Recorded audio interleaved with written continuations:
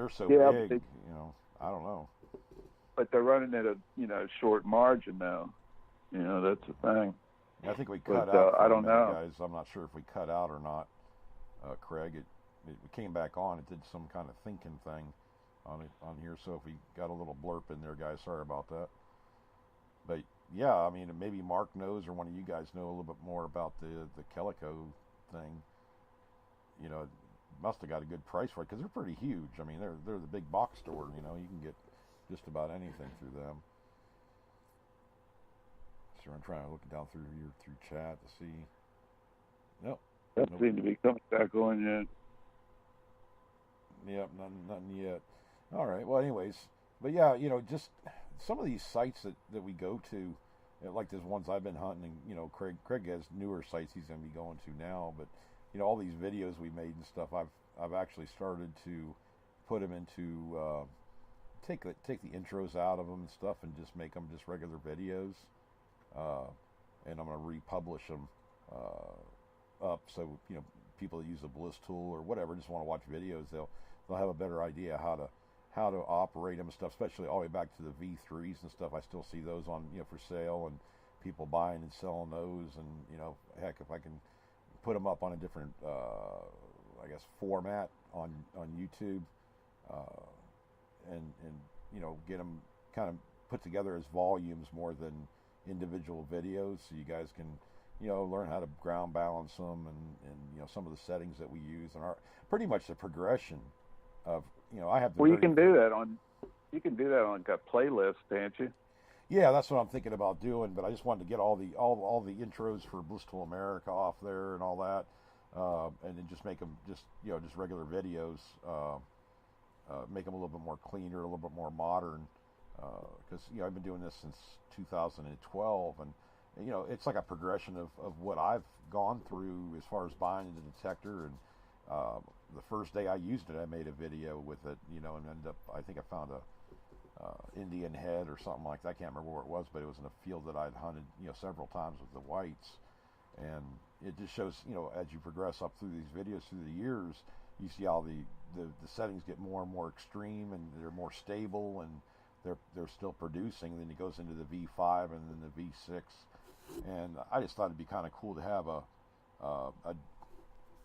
base for that. That's why I was telling you earlier, you're more than welcome to post up too, Craig. Maybe we'll start something up, about even the Equinox, or for the more educational side of it, because so many times you buy a metal detector and you're trying to learn how to use it, and different people are making videos. Some are good, some are okay or whatever, but it'd be a kind of a location to really nail down the best videos to help people out, and help understand how the detectors work. And videos sometimes work better than manuals. A lot of you guys don't read the manuals. I know I don't, or I never did up until I got the Bliss tool. Then I really had to read, but try to figure it out. But most of the time with my White Spectra V3 was through their White's forum, and of course Tony was a field tester for them, so I was able to get some first-hand knowledge, and he taught me a ton about that metal detector, and he said, "Well, there's really nothing I can do anymore for you. Now you're finding more stuff than me. Now I got to stop teaching you." So it's just don't want you finding more than I am, dude. But yeah, I mean, just so many detectors come out. There's so many out there, and I have people ask me questions about detectors I've never even heard of, and I thought I've heard them all. I still need to figure that.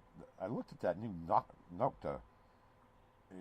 Is that, which one are you? You were telling me about the new one. Is it the one you're talking about? You see stuff in the ground? Well, they got the Amphibio, or they got the Multi Cruiser, but there was this one I was watching the other day. One was $12,000, dude. I don't know if you want to buy that for me, brother. You'd be the best friend in the whole wide world. Well, if you want to see it, there's a guy, Chill Bill, that is a friend of Aqua Chiggers, and he does videos, and he bought one. Oh my God! Jeez. The expensive one? I guess he paid $10,000 for it, I guess. Oh my God, dude! So I hope he finds a ton of it. I didn't even watch the whole review. I actually got a friend this guy that I'm helping out with the Bliss tool over in Albania. it's funny. You talk about you know, trying to read the manuals and stuff. Right. He's totally confused, and every time he's gotten frustrated, I've helped him out, and then about 10 minutes later, he comes back. Oh, everything's fine now, you know, and so, but he's been testing all this stuff, you know, and he has like this cliff of mineralized dirt and soil and stuff, and they got holes. They dug holes into the side of it, and they got it all measured with these long tape measures, and they got like the funny one is he took like a pie tin, and that thing must have been, I don't know, close to 4 meters. Not 4 meters. Probably, I don't know, probably 4 feet. Yeah, and probably. He was picking it up, you know, easily. And so he was, and then he was putting in all kinds of other stuff, you know, coins and different things at different depths. Right. And every time he'd hit it, then he'd give you a thumbs up. But it got so where I would send him the settings, and he'd still get confused. And so I did one on the ground balancing where I went out my yard and, you know, showed him, you know, pumping and everything. And so the other day he couldn't knock out aluminum, or no, what was it? No, he couldn't pick up anything with the settings I gave him for the beach.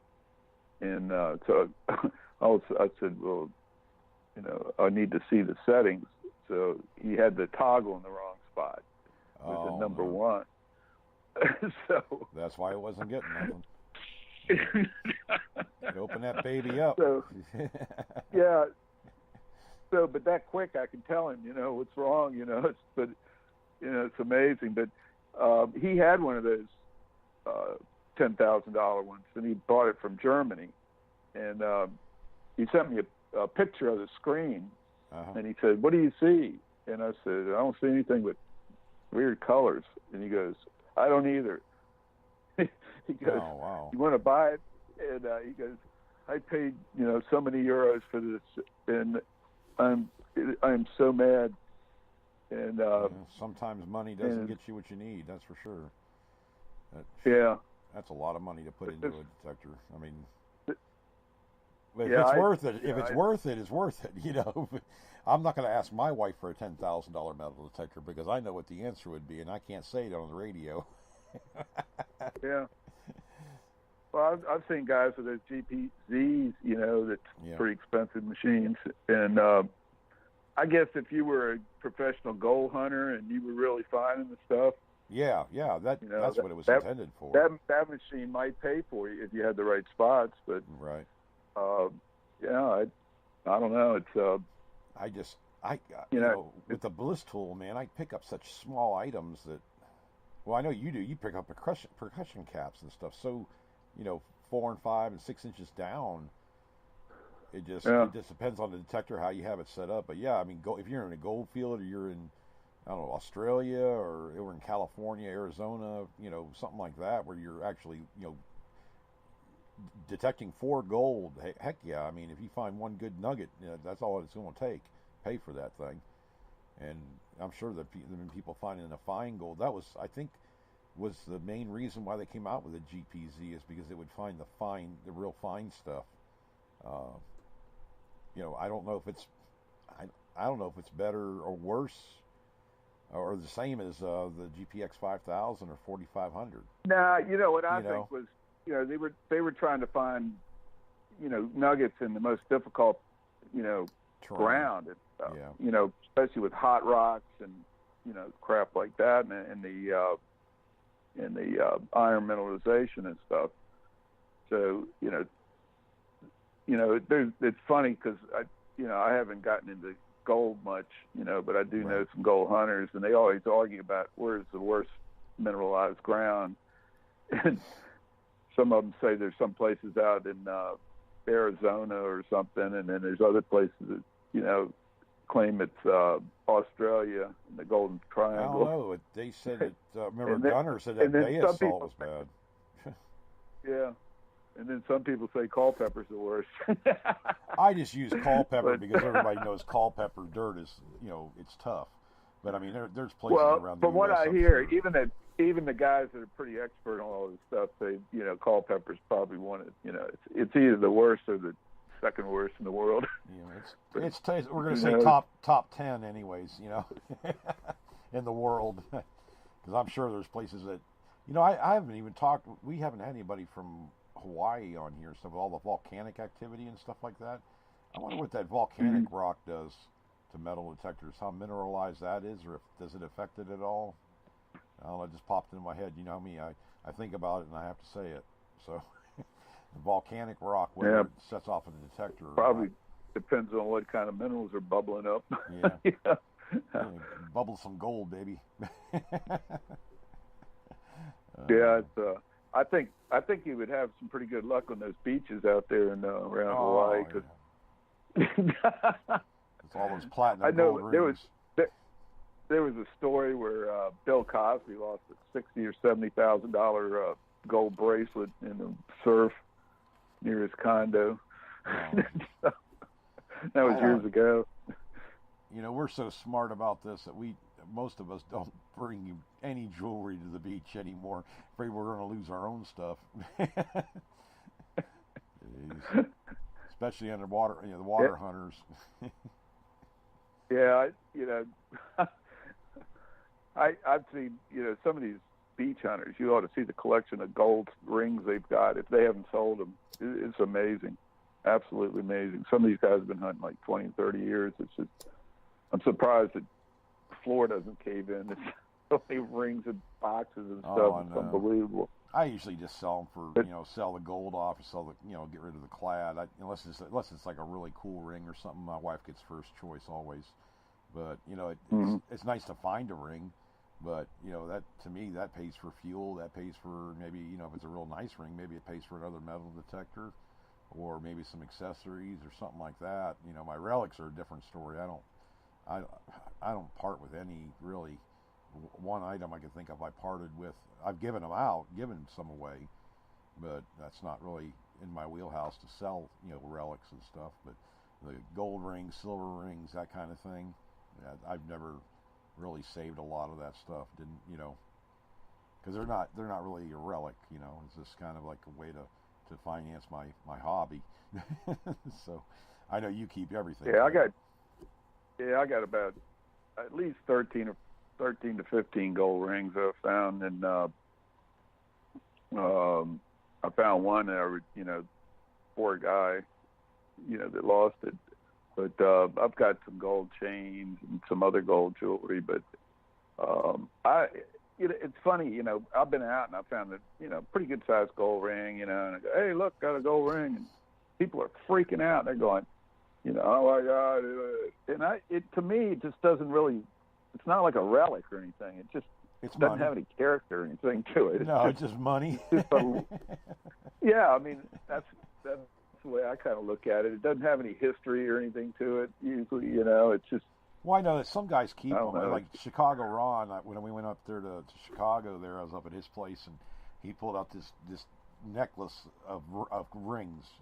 I can't remember how many rings were on this thing, but it was a big old necklace. Had rings all the way around it, every ring he ever found, and on it.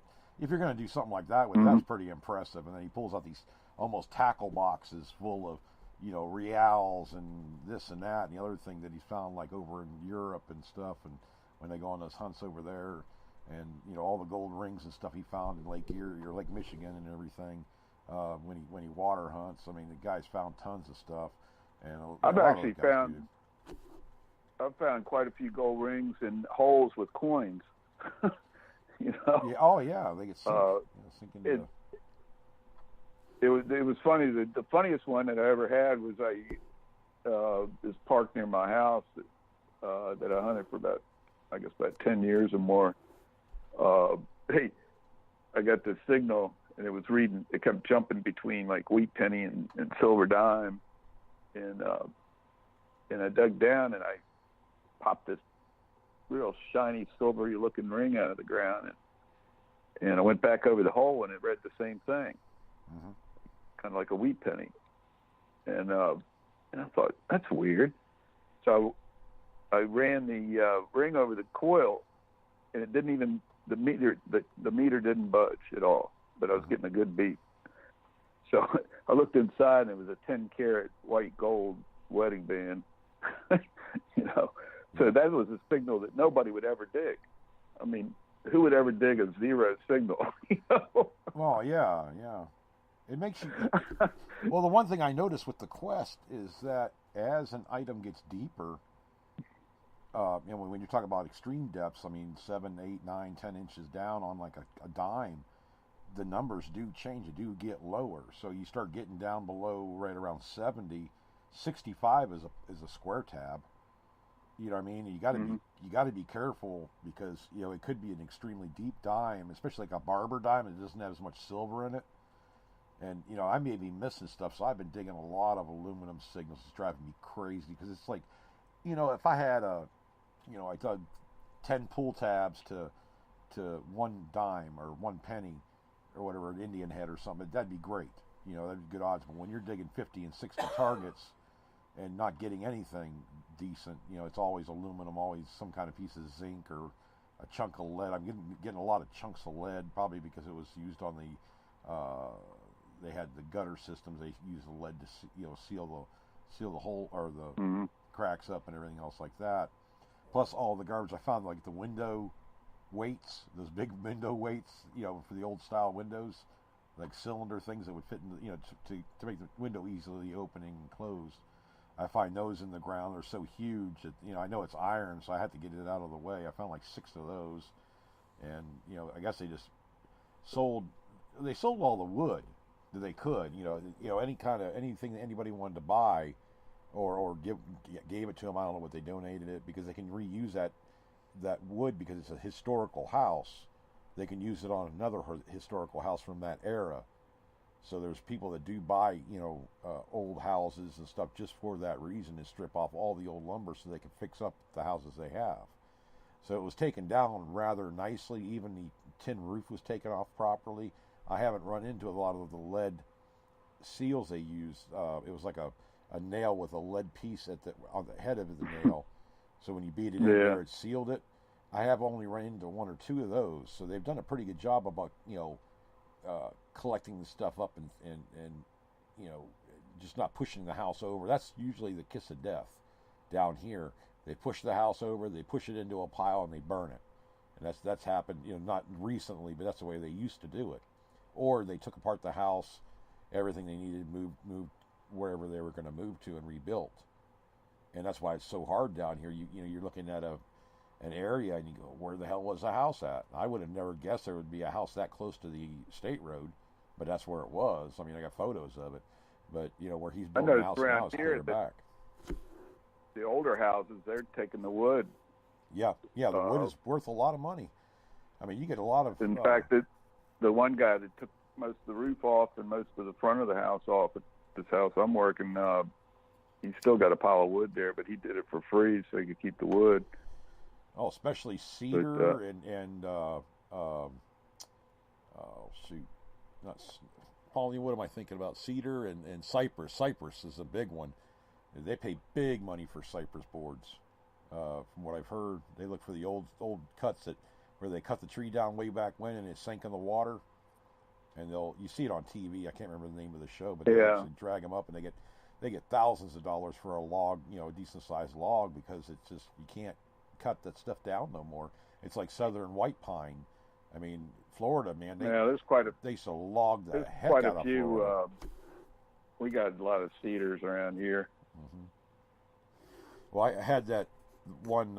It was a 1943 amphibious water buffalo. It's like a tank, a troop tank. It can go through the water. It can do everything. Guy gave it to me that owned it, and they used to use it to go into the swamps way back, back in the 40s, to drag out the lumber. It was the only thing they can get in there. It had a big winch on it. I mean, huge winch. This thing had probably a 2-inch cable, like a 2-inch thick cable on it. And they dragged these logs up out of the swamps and stuff, I guess, back, way back when.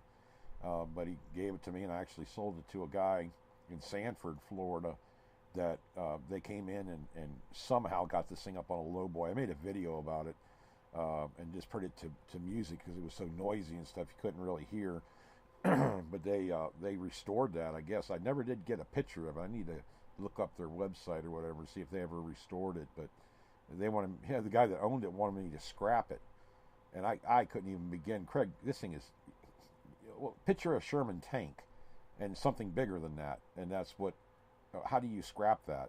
I mean, you just don't take it apart. It's riveted and welded and everything else. You're just not going to cut it with normal cut-off tool or hacksaw or anything like that. I'm like, God, what am I going to do with this whole thing? But the guy wanted it and paid for it. I'm like, heck yeah. So that helped me through and helped me get, I split the money with the landowner and everything just because. But yeah, they were happy to get it. So if you come across something old like that, especially wartime military stuff like that, if you know somebody with that and they don't want it anymore, call around. There's a lot of people that restore Jeeps and 5-ton trucks, whatever. They redo them all and they sell them, or they put them in a museum. And this stuff's getting harder to find. Well, we have these parades and they got World War II troop transfer trucks and stuff or whatever they are. Right. All kinds of big stuff. Old ambulances and stuff. Yeah. Turn of the century fire trucks. It's crazy. I see fire trucks. I've always wanted to restore a fire truck. I don't know why. I'll never do it. I know, but I mean, I just like this nostalgic look about them. How much they've changed over the years. Well, we're getting ready to have a Christmas parade tomorrow, so there'll probably be a bunch of that going on. Well, get a video, Craig, because you're right there on Main Street. It'd probably be pretty good. Yeah, I do every year. Hey, charge people to park in your yard. I'm joking. I hate that when people do that. Well, everybody has to pull their cars off before 2 o'clock. Right. Off the street. But I think it lasts till about 5 or something, but 2 to 5 or something. Well, I hope you all have a good time. We're doing our. When's the fall festival, Pauline? Is that already? It happened. Oh, we have another festival coming up, Christmas festival, right? Yeah, that's in Lake Pan. Oh, boat parade. Oh, okay. Yeah, Christmas parade over there in Lake Pan. No. What? Boat parade. Oh, boat parade. Yes, okay. The boats at night. Boats at night, Lake Panasoffkee and up the rivers and stuff like that. So we do kind of something different. Of course, we're not frozen out like you guys are, so we can still get around a little bit. Been hearing the airboats getting warmed up out there today already. They're working on them. But yeah, anyways, yeah, some of these places that we go to, and you guys have the same thing too. I've taken, like Mark and Mike out there to a beat site, just beat down. But they still found stuff. Mark found 2 rings, and there's stuff to find. I may go back to that church lot and just take the Quest Pro in there and just cherry pick and just to see what I can find. Still stuff there, and I wish they'd scrape that. I know. What's going to happen is they're going to scrape it and pave it in the same day. I'll never get to detect it, but I wish they'd take off like about a foot of that topsoil and just scrape that thing straight across. And they could dump the dirt on my property because they're going to get rid of it anyways. But then I'll go back through that property over there and detect. I know because I dug 12 and 13-inch dimes, Barber dimes, out of that place. So I know that there's really deep stuff in there. It's been a parking lot for, 1859. I think is when it was built. The first church was built, and it's always been a dirt parking lot. So you can imagine there's stuff there. It's been parked on, smashed. Every time we got water, flooded, anything else like that, it just got forced farther and farther down. And you're always gonna make a find there. And that's always my go-to spot when I just haven't found anything. I'll go back there and play around a little bit. But it just be thorough. That's all you can do. There's never a site that's hunted out. The capabilities of finding stuff in them. Get to a certain point where the technology has to get better, or they have to scrape the property. That's the only way to get to some of this stuff, or just get lucky. and that's what it's been for me. I mean, I know it's a law of averages. You're going to dig enough junk, you're going to find something good. So I just keep on digging junk, hoping for the good stuff. Yeah. See, it's about all you can do. Yeah. But the luck factor is always, this friend of mine, Howard, that he was always the luckiest guy I've ever seen. It doesn't matter if he's relic hunting or winning 1.7 million on the lottery. The guy just has the luck. You'd see the guy hunting in the woods, and his coil would be 6 inches off the ground half the time. Yep. And yet he'd find belt buckles and all kinds of crazy stuff, and but it's just, it was funny, people would say something, I go, he's lucky and I'm good. Yeah.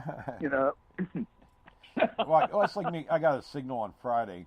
It was with the Quest, solid 80, Craig, and it's telling me, okay, it's a penny or it's a dime, and it's just every which way, 80, 80, 80. I'm like, all right, good. It's about 8 inches down. This is a good solid signal. I dig down. I get in there with my pinpointer. It's a rabies dog tag. I'm like, come on, really? Just one little thing would have been nice. But I got one of those in my yard. Did you? It's probably John's. I was going to give it back to him. I'm like, well, you know what I mean? You're sitting there 80, and you're just hoping. It's like, oh, okay, fine. All these hours, and now I'm gonna find a something like an Indian head or something like that, just to make the day, like I found one good thing.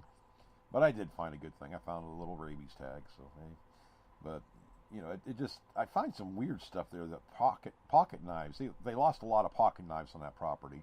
You can tell they were farmers and stuff, but I haven't found one intact yet. I always find the brass top or bottom to a folding knife, and there's never anything in the middle of it, and stuff. But the depths of when I'm digging this stuff, and even with the Quest, I'm like, okay, good. This is making me feel good. At least I know there's something there. I just got to start digging out these junk signals, and just find a junk signal and just dig it out of there and see what's down in there. And I've been finding square nails. That's a good sign.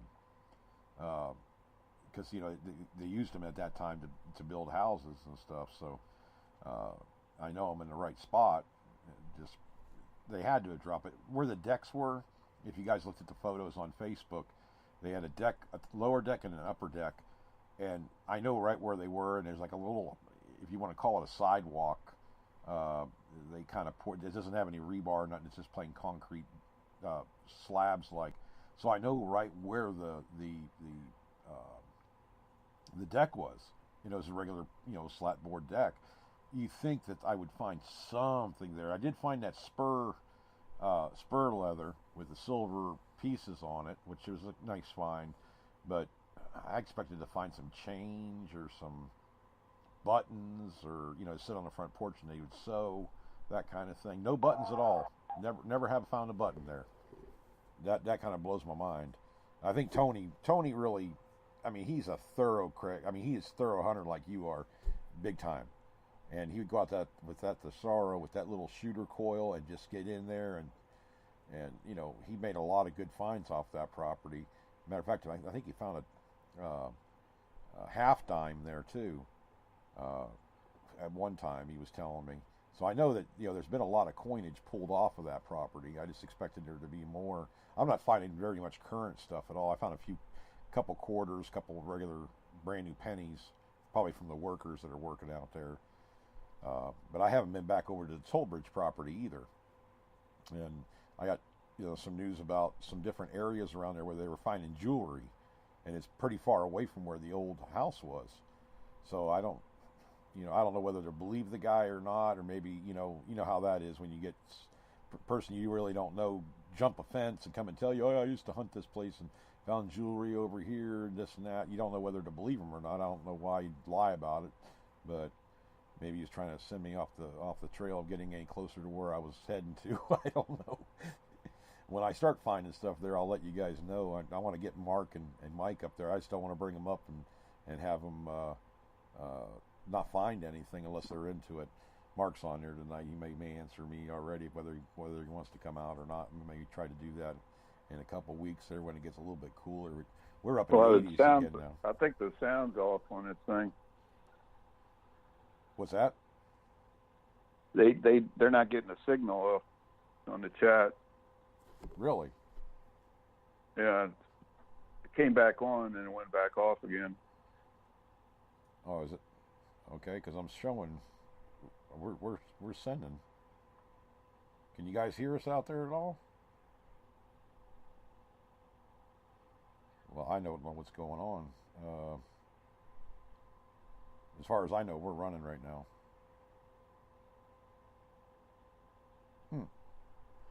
Oh, it's about it's 9 o'clock, Craig. I guess we can wrap it up for tonight. I don't know what exactly is going on with this, but I am showing a signal.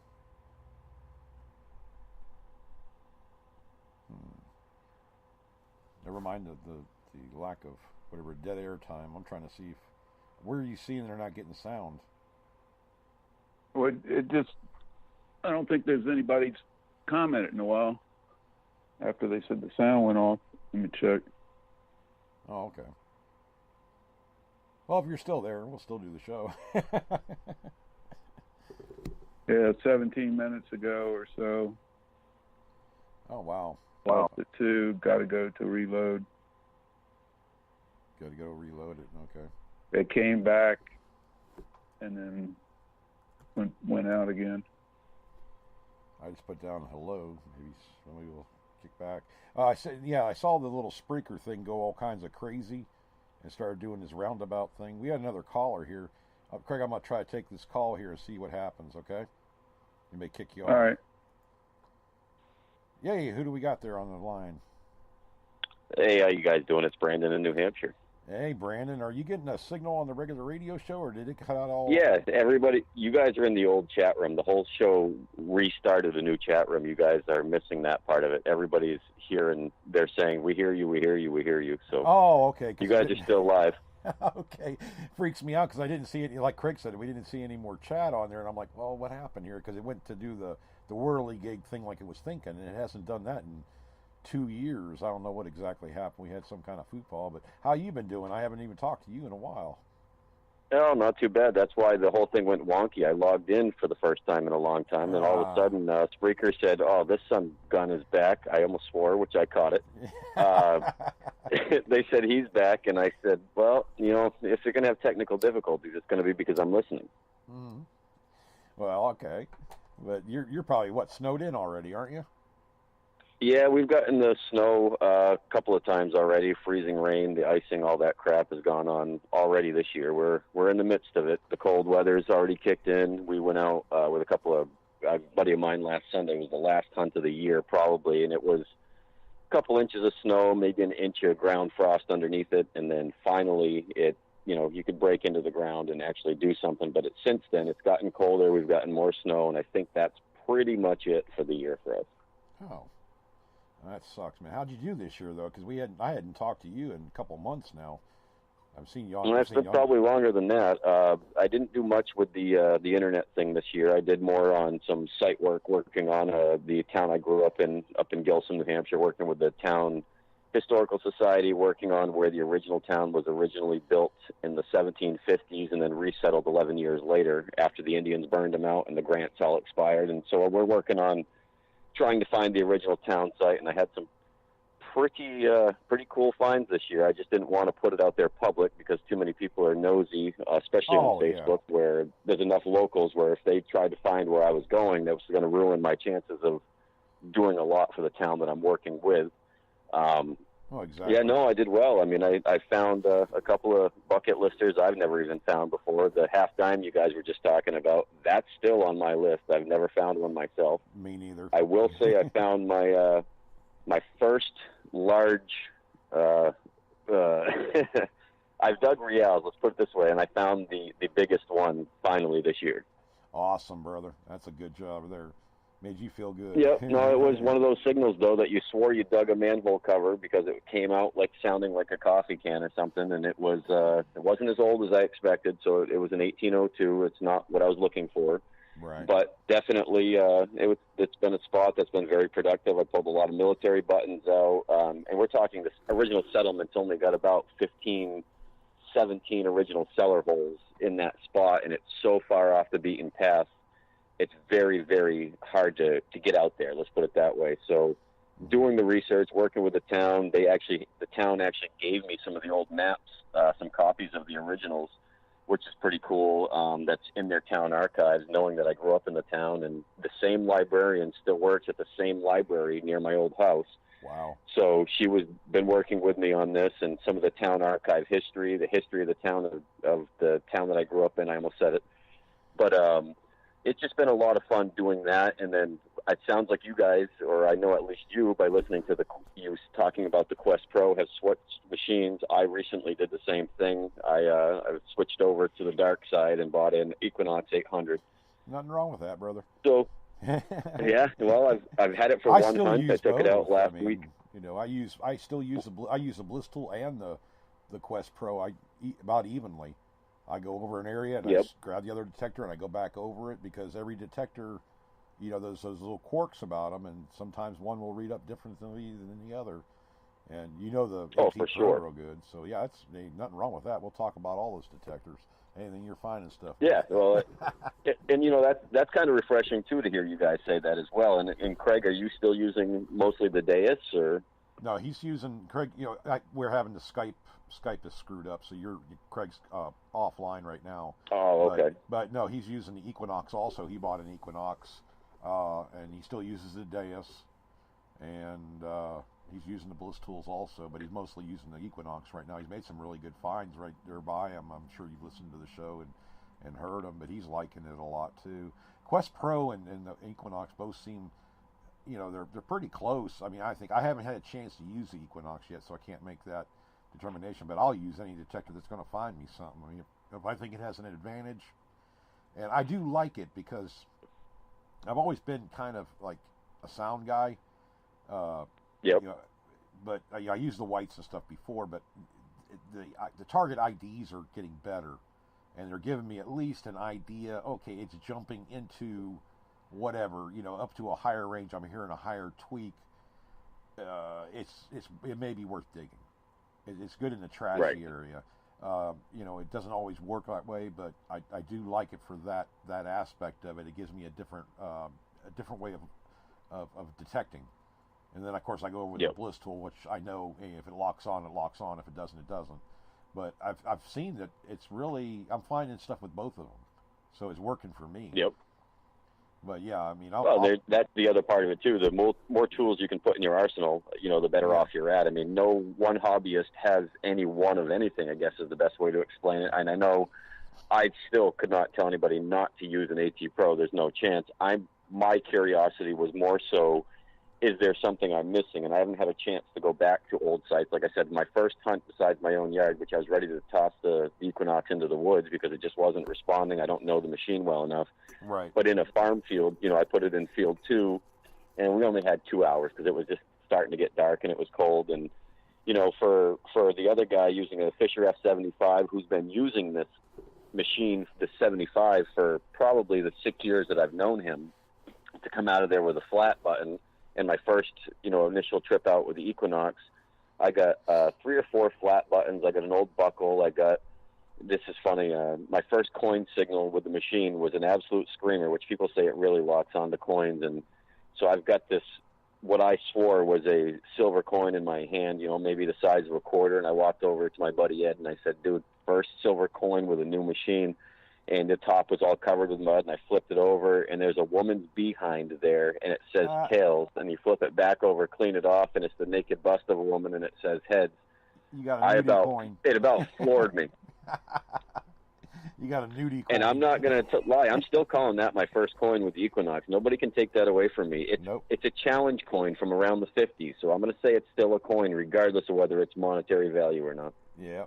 Oh, yeah.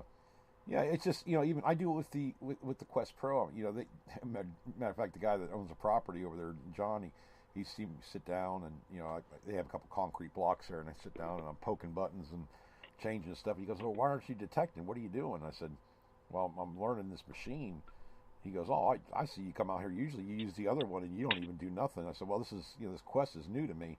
You know, I've used it I probably got about 35, 40 hours in with it now." and so I'm getting pretty used to it. But I'm still tweaking. You got to get those right settings in there because, man, I tell you, depending on your ground and what kind of area you're hunting, it can get nuts. You're not used to making the right adjustments, so that's going to take you a little Right. while. You can maybe, you get snowed in so bad you don't have a chance to even do a test garden really. Yeah, you guys get test garden under dirt. We can do it under snow, I guess, if I wanted to try it that way. But that's about the only way I'm going to do anything with it the rest of this year until the penguin dig comes up in February. Right. But I will say, I mean, again, even new to the machine, it's not the turn on and go like the AT Pro is. But I'll tell you, I mean, it's factory settings on field 2. I was able to at least accomplish that much. I was able to determine what a square nail sounded like, without tweaking the settings. It was finding stuff. It's very good at target separation. The wireless headphones are fantastic. I'll give it that. And very lightweight headphones. I like that too.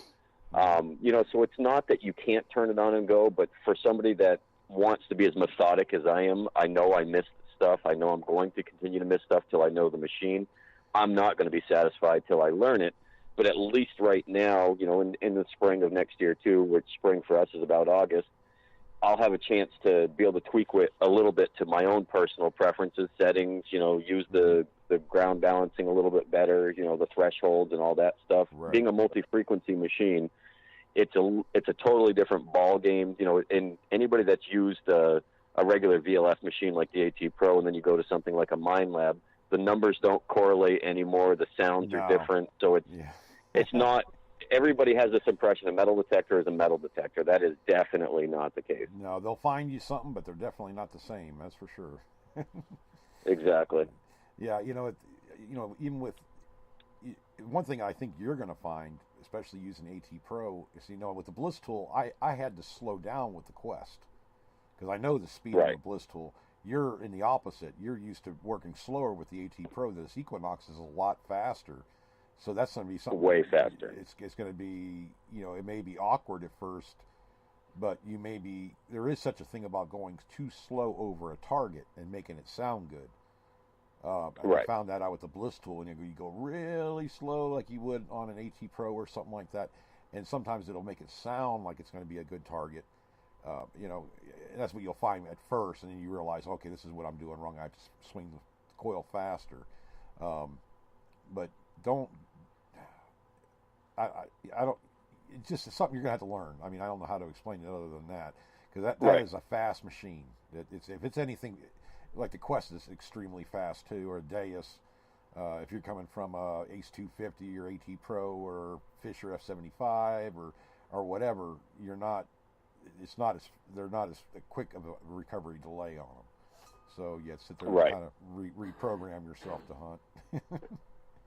Well, I'm glad you got out with it a little bit. Different animal, but which is a good thing though. I mean, the more you learn about this hobby, the more you're going to be, I guess, more efficient at it, or look for more, or find more of the things that you're actually looking for. That's another part of it too. Is I'm curious to get out this coming spring to go to these spots I've been to dozens of times. I mean, some of these cellar holes that I metal detect, I've been to 15 times, some of them in excess of probably 25 times, and find a button here or there that I missed when I've only got an hour to kill. Right. So I'm curious to see if the machine's going to do the same thing. I get, like you said, the speed recovery. I've actually sped up my swing a little bit so I can hear multiple targets, where with the AT Pro you could go slow and it's a totally different type of response. With this, if you go too slow, they almost smear with each other. Right. You got to be careful. And I've had a chance to use an AT Pro. I only had it for a little while, but I did enjoy it. I did find a musket ball with it too. So I mean, it was just. But I really had to change my whole. I'm pretty good about that. Changing my whole role about how I metal detect. Okay, this is a new detector. I have to keep in mind. I already have it pre-programmed in my head. It's like I've never done this before. And that's the attitude I go in with it, and I practice, and I do this, and I do some testing at the house, and because I'm able to at this time of year, anyways, do some test garden work and stuff, just so I have a pretty good idea. That's the first thing that when you get a chance to do, you're going to be on fire with that Equinox, I think. Well, and my biggest thing is not trying to compare the two machines. That is one of the things that I'm trying to tell myself, and I thought that in my own yard, and I think that's why I got frustrated with it was, well, the AT Pro would have told me this. The AT Pro had these numbers. This isn't going to be my thing. And then you got to just tune it back a little bit and say, listen, these are two different things. It's like driving one type of vehicle versus another, or anything really in life. It's learn to retrain your brain that maybe what you were doing before isn't necessarily the rule. It's the rule for that machine, but allow yourself to be open-minded enough to retrain, learn something new, and that's exactly what I'm going to do with this. Yeah, I'm already talking about trying to find another detector to use. I'm shoot, this is our time of year between now and March and April, where it's going to be nice and cool out and be able to hunt. Except for today, got up to 80 degrees. I don't know what's up with that. The other day we were 35 degrees at night. I don't know, bouncing back and forth. Everybody's getting sick, seems like. But yeah, I told saying I got places to hunt, but I just, when you're looking, it's kind of like you in the woods, Brandon. You go into the woods and it's like, okay, I got 1,000,001 places to start swinging the coil. Where do I swing it at? You know what I mean? Well, I'll tell you, the first thing I do is the first time I step in the woods until I hear something. Yeah, that's what I'm just kind of trying to do, is kind of get out of the truck and put the coil to the ground and start walking in a direction to try to, not grid, but like just move around and see if I can get that first target. Then I'll work around, spiral around like we've talked about. And if I don't hear anything like about 10 feet away from it all the way around, then I'll start walking, till I get another target. And just, I got spoiled early on because I had some really hot spots, man, where I if I didn't come home with, at least 5 or 6 old coins and, some old relics of some kind, it was a bad day. And, now right. It's like I'm working. I mean, like I said, the last 3 weeks, I've been working to find good stuff. And, it's cool stuff, it's not what I'm after. I'm after the buttons. I'm after the stuff from the 1800s. That's where I want to be at, because I know it has to be there. But, maybe I just got to clear the junk off again. I don't know. I mean, I'll continue on and do it just like you do. I always talk about you because you go 3 miles into the woods, you hike in, and you're finding these cellar holes and everything. I think you're going to take it to a cellar hole. I'm really kind of curious about that with that Equinox, because it's so quick. I mean, I don't know if you have a cellar hole close to you when you start getting out hunting again, in the spring. Oh, we're surrounded by them. I mean, you can't go 2 or 3 miles in any direction in any part of New England and not be able to find a cellar hole if you're going to put the effort into looking for them. Yeah, because I think you're going to be pleasantly surprised over that difference between that AT Pro and that Equinox. And just that's simply recovery. Yeah, and that's what I'm hoping too. I mean, again, the AT Pro is going to have its place. I'm not going to probably. There's only one reason I'm going to get rid of it, and that's for a buddy of mine. But other than that, I'm not going to say that's not I'm not going to say it's an inferior machine, but it's going to find what you're looking for in a certain environment. And I think that this machine may just be able to get me to the next step. You know what I mean? And I started with an Ace 250. Mm-hmm. That did me well. I found coins in the 1700s with that machine, and then I went to the AT Pro, and I did well with that. So it's a progression in a hobby that, yeah, if you're fine with staying at the same spot you're at and you're comfortable with what you're doing, but what happens here is you hit the same spot so many times, which is in my comfort zone because I know there's more there to find. Well, now some of these spots I'm done finding anything. Right. Well, it's worth a shot to see if the next machine is going to find more. So then the next time I go to a new spot, I'll probably start it with an AT Pro or whatever, or even just with the Minelab, then go over it with the AT Pro and say, okay, well, the Minelab did miss this. I mean, I was kind of I hate to say it, but a brand snob. I was so used to the Garrett for so long. I was so comfortable with it. And there's nothing wrong with that. That's a lot of people. Even with me. Well, and I find it hard-pressed for somebody to tell me that they could find something with the same machine that I couldn't find. I mean, I knew the machine that well. Right. Now I want to challenge myself and see if I can do it with another machine. It's almost like a personal challenge myself to see if I could do this across brands, totally different thing, multi-frequency, a totally new comfort zone, which is way out of mine on this machine, I will say that much. Mm-hmm. But I'll get to it, and I'll figure it out, and and the more I can learn about this, I'm able to help people a lot of times with the AT Pro. I think I can easily do the same thing with this machine, given the amount of time I spent with the other one, Well, there's so much talent here. I mean, Brandon, everybody on chat here, they don't. Most of them don't use just one detector. They use multiple detectors, and they know them very well. I was the same way. I've used the White's machines and stuff like that, and Bliss Tool, and now the Quest, and I'll get another one here eventually. They're all different animals. You gotta learn how to tweak them out, get out of the presets, all that kind of stuff, and then start hunting. But being able to educate somebody else on and help them out, I love doing that. I mean, that's a lot of the reasons why I make the videos the way I did. When I was working with the Bliss Tool, wasn't that it's Bliss Tool or nothing.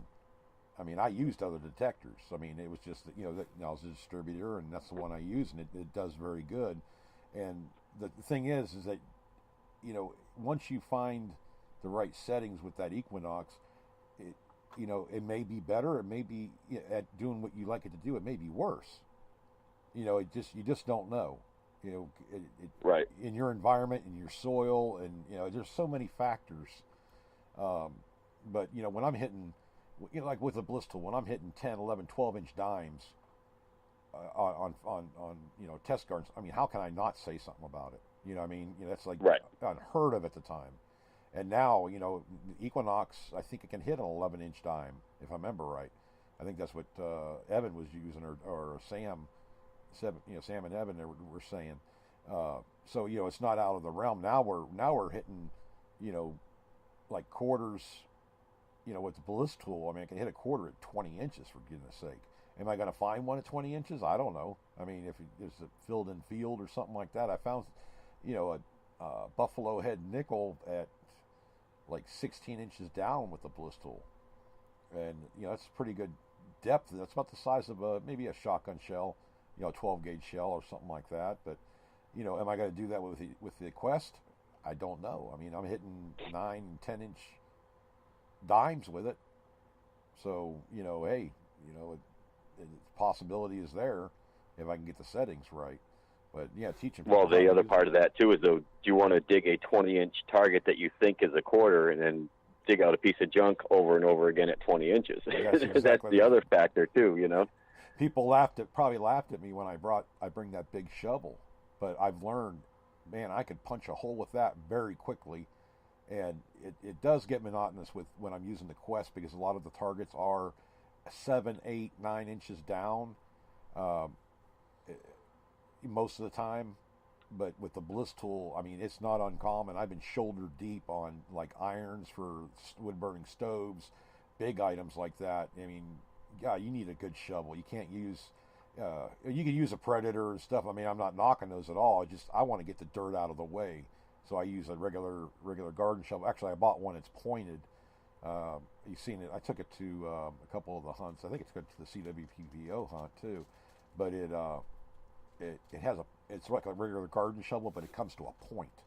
And that thing, man, yep. I could bust some sod up real fast in the field. I literally could slam that in there and pop it, and it breaks the sod on either side. So all I had to do is like flip it, and it flips the whole plug out at one time, and it still leaves a three-sided plug.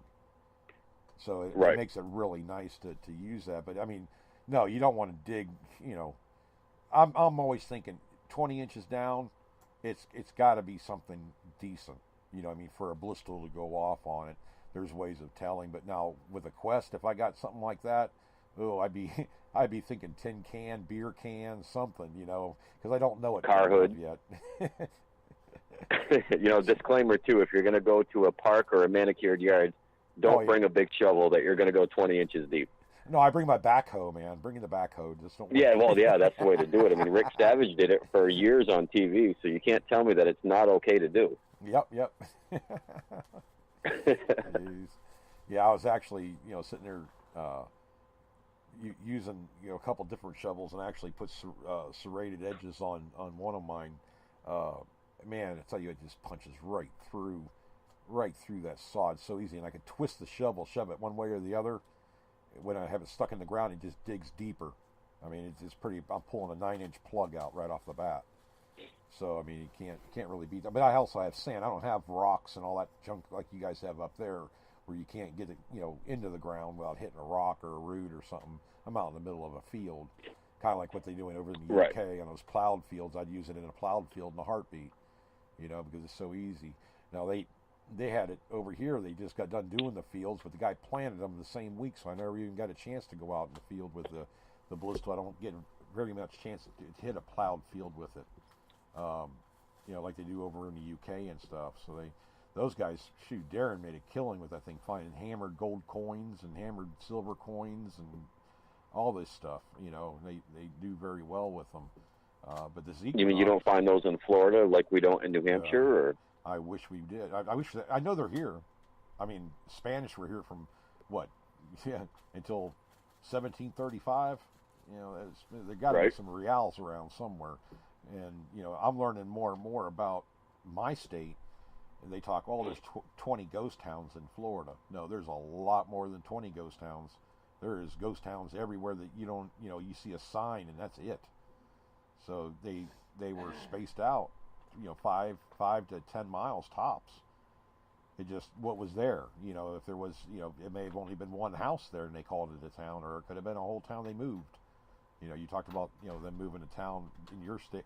They moved one right up the road from me, and they moved it back in the 1800s because of a big frost, and they lost all their workers because there was nothing to farm, and they moved the town, and it stood for a long time. I mean, I know right where it is. It's gone now. It's all been plowed over, and things have been moved and changed. But I know there's coins out there.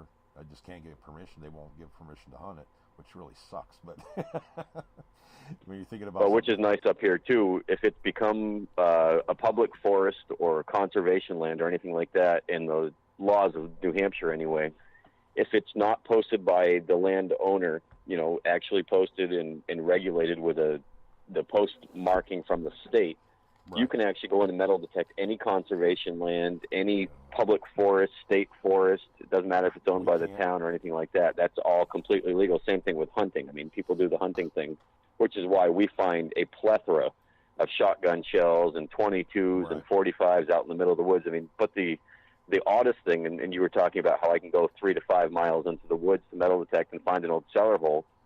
Even if you think nobody's been there for 400 years, somebody's been there and drank a Budweiser or a Pabst Blue Ribbon within the last 5 years, because they're either on the top of the ground or they're 2 inches deep. I mean, they still exist. It's unbelievable. Old Milwaukee cans. I hate them. Yep. And there's still pull tabs and bottle caps in places that you would not expect. I mean, I've gotten to a couple of cellar holes that are literally in excess of 7.5 to 8 miles in the woods from the closest Class 6 road, just because I know where they're at on the maps. You get out there, someone parked their butt on the wall of the cellar hole, and there's a 6-pack sitting there on the ground right next to it of empty. Dumb alcoholics. Well, and again, that's the hunter part of it. Public land up here is public land. Anybody has access to it, and obviously I wasn't the first one there, but maybe the first one with a metal detector. You just got to clean up their mess, like you said. Get rid of the layers. It's not unheard of to. I'm not going to drag a rake out with me, but grab a stick that's got some branches on it and rake that crap away from the cellar hole immediate area. Throw it in a pile somewhere. I'm not going to track out everybody's garbage. I'll track out my own, but then you get a chance to actually open up the ground a little bit. I could tell you, Brandon, there's lost towns in the state forest all over the place, in houses and everything else, but forestry department won't let you in there. The state won't let you in the state lands. The national forest, they won't let you in those. I mean, we're cut off. They just won't. They let people hunt to keep the deer population and the hog population down low and everything, but get caught with a metal detector in there, you're done. And if I can understand about the Indian artifacts and stuff like that. I'm not after that kind of thing. They always said, you're not allowed to look for them. It's against the law on state-owned property. But I'm looking for stuff. I'm looking for metal items. I'm looking for buttons and bullets and whatever. Coins if I'm lucky. But there's so many places I could go in these national, with the Withlacoochee State Forest, Ocala National Forest. There was towns, there was houses, there's cemeteries that have been long forgotten, all overgrown. You literally have to pull the branches off the headstones to see what they are. And it just kills you, because gosh, man, there's a stuff out there to be found to save. And I've often thought that maybe they sometimes say, hey, we get a group of you guys out here, what can you find? Can we start up a museum? You know, just all the old stuff we find, just give it to them. I'd do that just to find the stuff and take a picture of it. Right. You know, that. No, that's just it. I just want the photograph. That's all I want is a photograph. You can have it. You know, obviously, find a gold coin, it's going to be hard, but I'd still do it. Yeah, exactly. No, I agree with you. I think the biggest difference is up here, it's such a laid-back society that, right. You know, this time of year, especially and during the fall, you drive down any old country road, you're going to see random pickup trucks on the side of the road. You assume somebody's hunting. You don't really care what they're doing. I mean, that they're doing their own thing. Nobody calls the cops and says, "Hey, this vehicle's on the side of Route 10. Yeah. I don't know why it's there." It's just not one of those things that people care about, which is the same thing with metal detecting. You don't know if they're metal detecting, hunting, maybe they're just hiking. Who cares? It's just one of those deals. You assume that they're using the public land the way it's supposed to be used. They're not supposedly leaving a mess, which some of the hunters do, and I'm sure some of the metal detectorists do too. But it's not common practice to report somebody and immediately call the authorities because you assume something shady's going on, or you need to be nosy enough just to put your name out there. You know, it's ridiculous. It happened to me about 3 years ago. I was with the landowner. I parked my car outside the gate. I jumped in his pickup truck. He wanted to show me a spot that was up, you know, it was about 1,000 acres away. And I got a call from my wife. "Where are you?" I'm out here hunting. "Well, the state police or county police are by your vehicle right now threatening to tow it. They said they got a call that it was parked right there. They think it's stolen or da-da-da-da-da." And I had to come all the way back. "It's my car. Don't take it. You know, and what are you parked here for?" You know, it's like, God, you know, I'm not hurting anybody. I wasn't on the road. I was by the gate. And, you know, it was somebody thought somebody was doing something wrong song type thing. That gets old. Yep. I'm glad you live in an area you don't have to worry about it so much, because so many places, man, it's become, you know, it kind of goes with the song. If you're, you know, busy minding your own business, you don't have time to mind mine, you know, type thing. Right. And yeah, you know, too much time on their hands is the problem. Yeah, it's just getting out of control sometimes. But yeah, I mean, there's tons of places down here. I mean, I know there's history all around me. I'm finding stuff in my own yard still, man. I mean, yeah, I could probably sit here and metal detect my own yard every day, but I got to get through all the junk that's in it. And my wife won't let me. What? You ain't digging up my grass. Oh, okay. I got good grass growing now. She doesn't want me digging it up. But, you know, I just got done grounding out stumps and everything else. I'll go over that area of the yard just to see if I missed anything. You know, I've buried stuff in this yard doing, you know, test gardens. You know, 100 years from now, some kid is going to be freaking out when he finds Civil War bullets and he finds, you know, a bunch of coins and everything else. It's all going to be stuff I planted for him. That's the way I look at it. By then, the detectors will be really, really, really, you know, really good. So. Well, my goal at one point in life is to actually take my metal detector and put that in the woods somewhere near a cellar hole, bury it. That way somebody can find it with a metal detector and say, "Now, what in the hell happened to the guy who was metal detecting here last time?" Oh, yeah. What you do is you put a fake skeleton hand around the handle. They had to try to pry out of my cold dead hand. That would freak them out. They'd be calling the law. I would guarantee that would make the local news for sure. That's a good idea. I may try that one. Just mess with people. Oh, shoot. But yeah, you know, it's just these sites. You can keep on going back to them. That's you know, the awesome thing about it. You know, you get a new detector, go back out to the old sites that you gave up on. That ground is settled. I find that too. You know, when I was telling Craig about this, I go to that plantation property that I was doing a lot in 2013 and 14, and I hit it. But then I go back a week later, and I find something right next to wherever I dug the last hole. But I didn't get it that day. It's like I disturbed the soil, if that makes sense. And it finally, you know, it settled a little bit, and the signal came back, you know, where we're right next to it. Or I missed it. Right. I mean, it was just, and we're talking about a 50-foot by 100-foot spot, and that's where I found most all of the stuff in that particular field. And we're talking hundreds of coins. I mean, a lot of wheat pennies, Indian heads. I found a couple mercury dimes. Found, you know, some silver quarters. I even found a 50 caliber railgun, whatever, from World War I or World War II. in that field is spent round. And they let the landing gear down to land in a landing strip that we have up the road from there, I think, and it fell out. But I mean, I just found tons of stuff. And when you can't hunt that anymore, where do you go, man? It just takes the wind right out of your sails. You know what I mean? It's like, oh man. Oh, for sure. It just, where am I going to go? Then you'll find another spot eventually, and you know, I will over here at this toll bridge property. I know I'm gonna find a hot spot through there. It's just keeping the right attitude, and that's a lot of, you know. And sometimes, you know, and I'm a firm believer in it, and I know you are too. Sometimes they don't want you to find the stuff.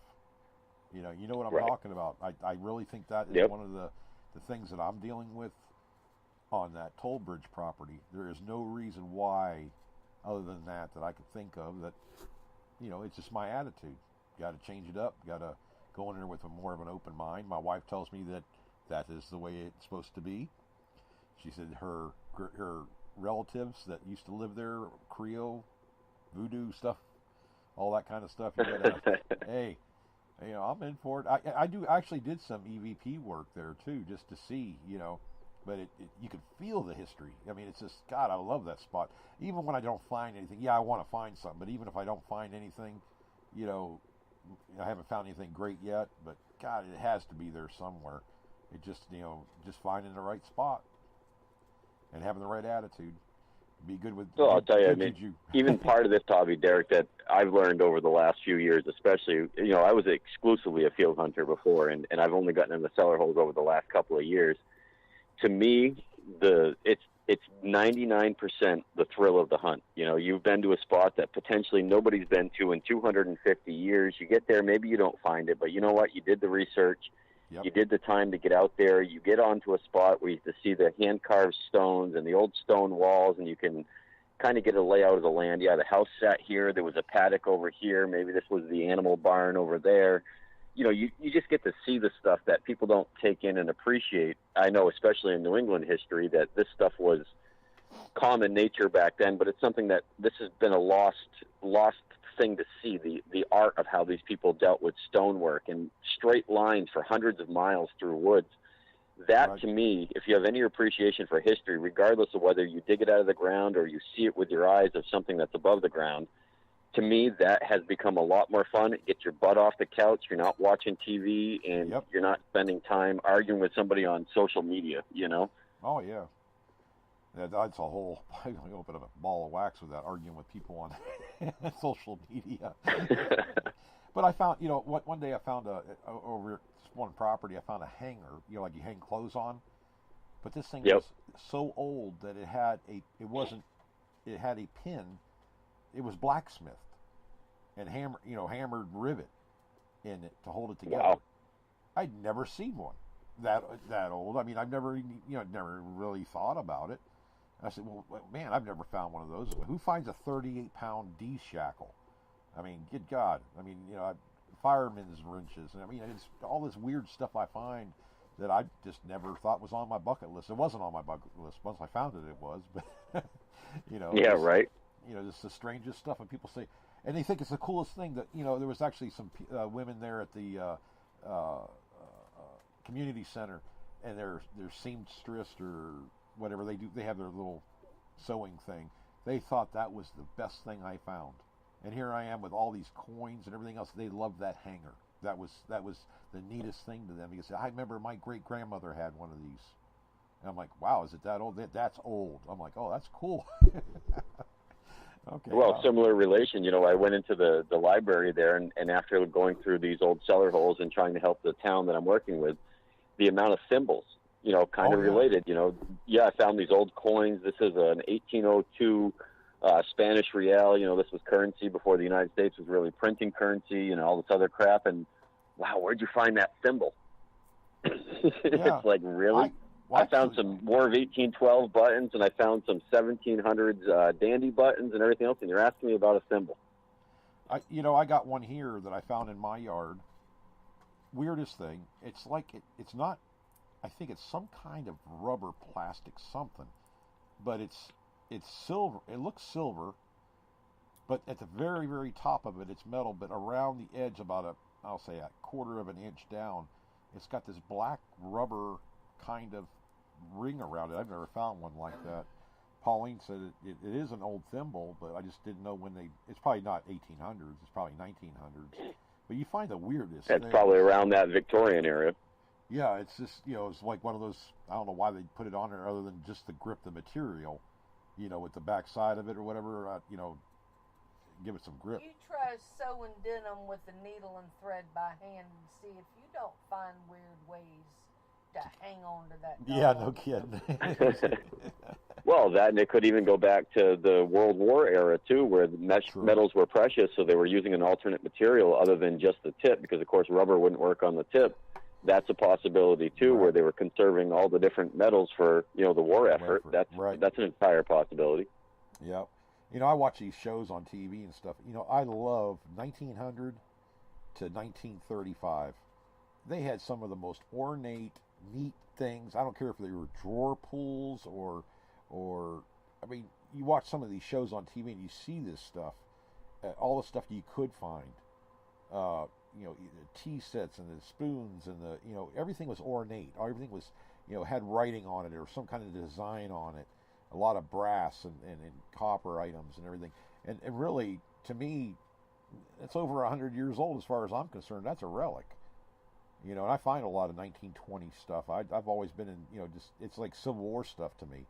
It's becoming like that because, after, when the war, World War II started, the war effort, they started making, things out of different materials. They weren't making them out of copper and brass and, stuff like that.